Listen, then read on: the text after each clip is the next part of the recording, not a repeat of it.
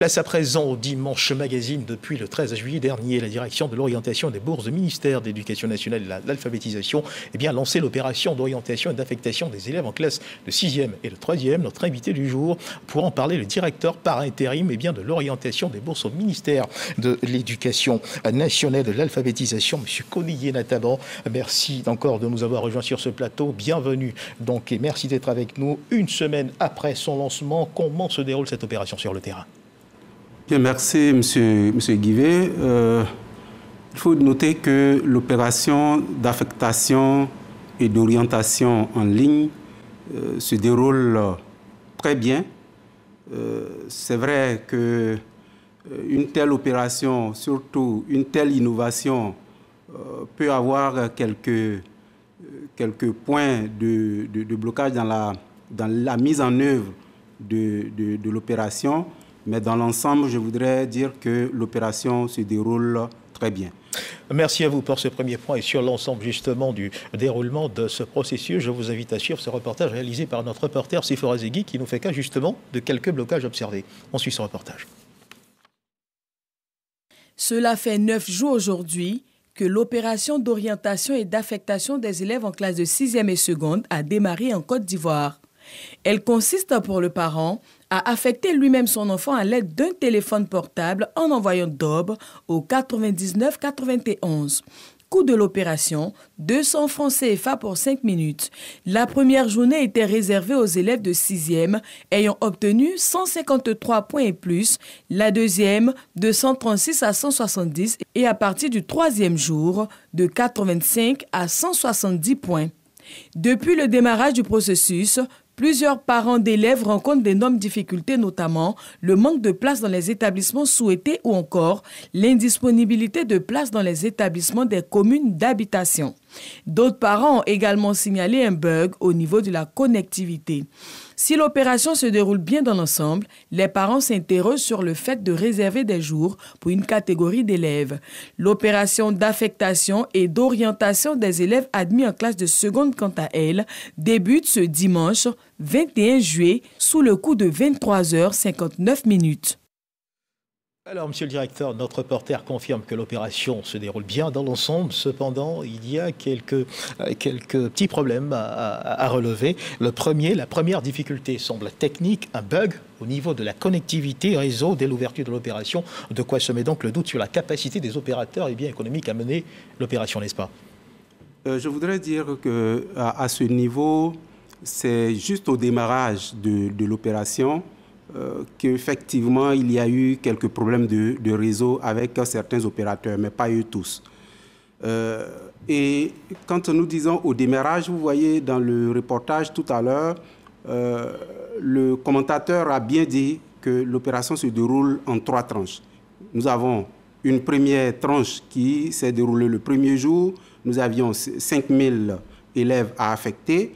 Une deuxième tranche le deuxième jour avec 50 000 enfants et la troisième tranche était pour le troisième jour avec 450 000 élèves à affecter.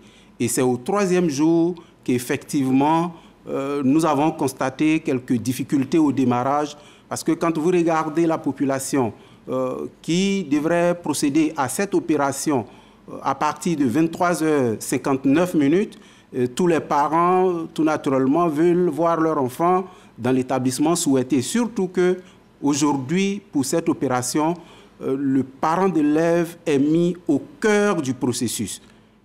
Au cœur du processus. Au cœur du processus. C'est le parent lui-même qui fait l'affectation de son élève.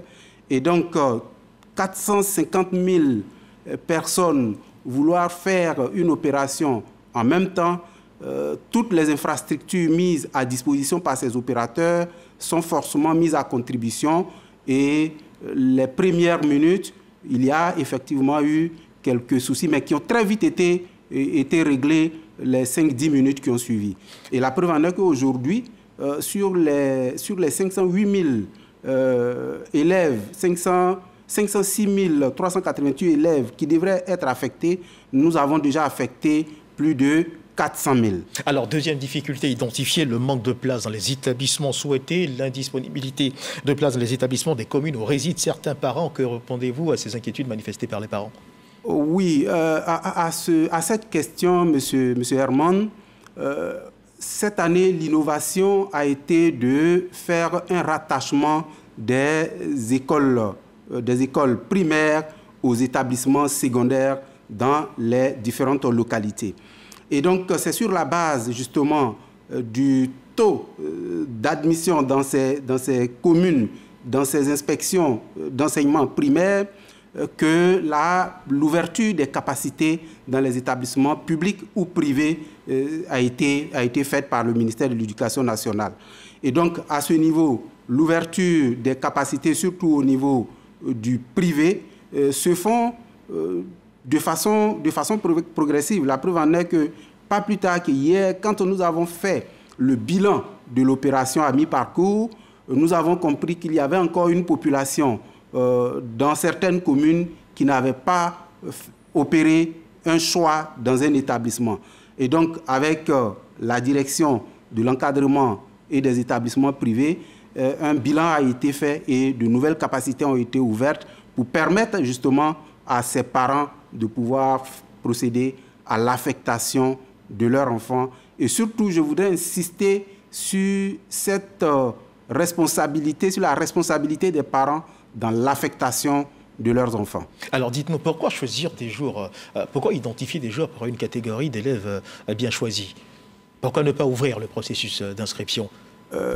Vous voyez, depuis 2011, le ministère de l'Éducation nationale et le ministère en charge de l'éducation nationale a entrepris plusieurs réformes. Est-ce qu'on ne pourrait pas parler de discrimination sélective? Pas de discrimination. Le clou de ces réformes a été l'organisation des États généraux de l'éducation nationale et de l'alphabétisation en 2021 et qui a mis justement au cœur de ce processus toute la population ivoirienne. Et, M. Herman, je voudrais vous faire noter que c'est l'aspiration des parents d'élèves, de la communauté éducative, qui a voulu à un moment donné, surtout lors de ces concertations nationales, de se réconcilier, sinon de réconcilier le système, l'ensemble du système avec la culture de l'excellence.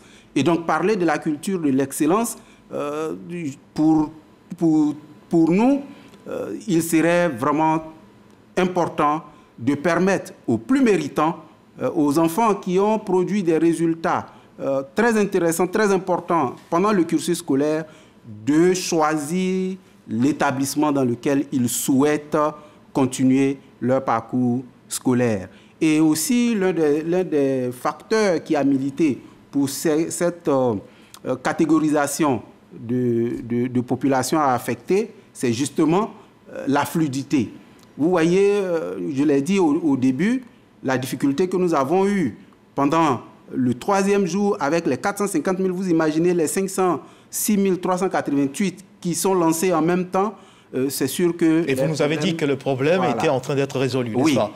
Donc vous rassurez les parents d'élèves? Nous rassurons les parents aujourd'hui, justement, c'est parce que le problème est réglé que nous sommes à plus de 400 000 élèves qui sont affectés. Nous rassurons les parents aujourd'hui que le problème d'engorgement des réseaux est réglé de façon définitive jusqu'à la fin du processus. Et là, nous travaillons avec les opérateurs pratiquement chaque jour. Nous faisons le point, nous faisons le bilan pour voir quels sont les ajustements à apporter pour permettre aux populations de mener à bien l'opération. Alors dites-nous, passé le délai imparti, est-ce qu'il sera toujours possible pour les retardataires de pouvoir effectuer leur orientation?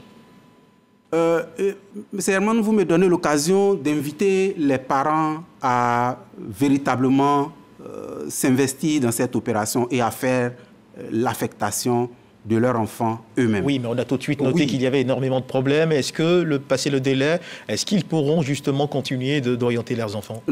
Justement, passé le délai, on n'aura plus cette possibilité de faire l'affectation à travers le processus qui est mis en place actuellement. Quelle est l'option? Parce que là, l'option qui reste, c'est que juste après l'opération d'affectation en ligne, il y a ce qu'on appelle les assises de la Commission nationale d'orientation qui va siéger et cette commission va gérer ces cas d'élèves qui n'ont pas procédé à l'affectation. Pourquoi j'insiste sur le fait que ce soit le parent qui fasse l'affectation? Parce qu'en ce moment bien précis, la commission regardera quels sont les établissements qui ont encore de la capacité et proposer à ces élèves ces différents établissements. Donc vous voyez que du coup, ça ne sera plus le choix du parent, mais ça sera le choix de la commission nationale pour que tous les enfants, parce que ça aussi c'est l'une des missions du ministère et de l'État, de pouvoir orienter et affecter tous les enfants qui remplissent les conditions. Mais cela pourrait être la porte ouverte à d'autres inconvénients. Un enfant dont les parents habitent par exemple dans Gerville pourrait être orienté au dîner. Est-ce que ça ne pourrait pas arriver? Justement, cela ne pourrait pas arriver parce que ça, c'est l'une des innovations que nous avons mises en place cette année, en faisant en sorte que les établissements primaires d'une localité soient rattachés aux écoles, sinon aux établissements secondaires publics comme privés. Et donc, dans le processus d'opération d'affectation de ces élèves qui n'auraient pas fait leur affectation, justement, nous tiendrons compte de cette cartographie qui est faite au niveau de la direction de l'orientation et des bourses. Et le système digitalisé aujourd'hui fera cette affectation dans les différents établissements. Et ça, c'est pour moi le lieu de remercier nos partenaires qui nous soutiennent. D'une opération manuelle, nous arrivons à une opération entièrement digitalisée. Et ça, c'est quelque chose à saluer. Alors, une autre difficulté recensée, il est question de l'orientation dite abusive, de ces personnes qui se font passer pour des parents d'élèves et qui orientent les enfants dans les écoles sans que leurs parents ne soient informés. Oui. Quelles sont les dispositions que vous avez justement eu à prendre pour éviter que ce genre de situation n'ait à prospérer? Et je dirais que pour cette opération, sinon pour l'opération de cette année, l'insuffisance majeure que nous, au niveau du ministère de l'Éducation nationale, que nous pouvons noter, c'est surtout cette situation d'affectation abusive, où certaines personnes s'arrogent le droit des parents et affectent des enfants sans le consentement des parents et au profit de certains établissements privés. Et quelles sont les dispositions que vous avez eu à prendre? Les dispositions prises aujourd'hui, nous avons été instruits par Madame le ministre de l'Éducation nationale et de l'alphabétisation, professeur Mariatou Koné, de faire en sorte que, surtout lorsqu'il s'agit d'un établissement, que purement et simplement les élèves dans cette situation soient retirés à cet établissement. Et d'autres mesures sont à l'étude.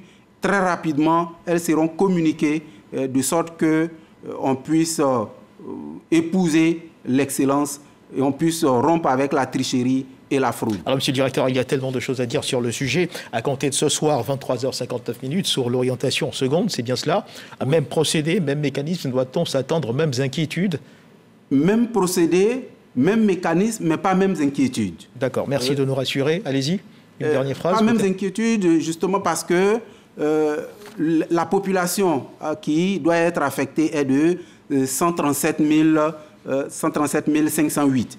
Et donc, vous voyez que la population étant moindre, nous n'avons pas d'inquiétude à ce niveau. Merci, monsieur le directeur, de votre participation. On revient à ce journal, à ce Dimanche Magazine, voilà qui marque la fin de ce journal, madame, monsieur. Dans le cadre du Dimanche Magazine, rappelons-le, nous avons reçu ce 13h, monsieur Corneille Natamon, directeur par intérim de l'orientation et des bourses au ministère de l'Éducation nationale et de l'alphabétisation, avec qui nous avons parlé de l'opération d'affectation et d'orientation des élèves en classe de 6e, de seconde, qui commence à être ce soir. Pour les classes de seconde, oui, nous l'avons dit, ASC, l'opération débute ce soir à 23h59. Merci de nous avoir suivis. Dieu garde la Côte d'Ivoire.